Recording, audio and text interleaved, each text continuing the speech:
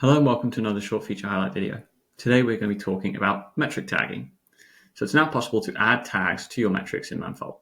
In order to do this, you need to go to Project Settings, into Metrics, and you will get your full list of metrics here. I can now open up one of my metrics. In this case, I'm looking at chassis temp, and you will see that there is now a new drop-down called Tags. If I look into this drop-down, I can see that I actually already have a number of tags created. In this case, I'm going to add my investigation Manfault 1 tag, and I'm also going to create a new tag, which is just temp.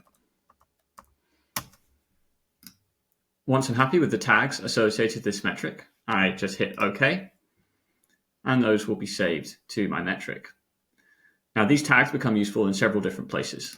The first one is in device search. If I'm in device search, and let's say I want to search for a particular attribute, in the attributes dropdown, you will now see that my attributes and metrics are actually sorted based on the tags that I have given them. So the ones I just gave there, we see chassis temp under my investigation Manfault 1.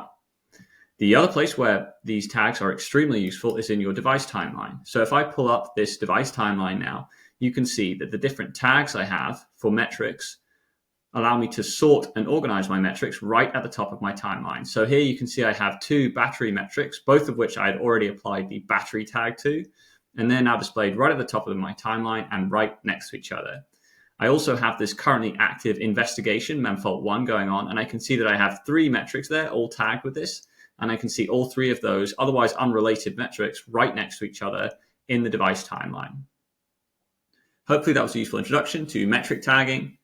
If you need any more guidance, there's information available in our tech docs. Otherwise, reach out to the team and we'd be happy to help. Thank you, and we'll see you in the next one.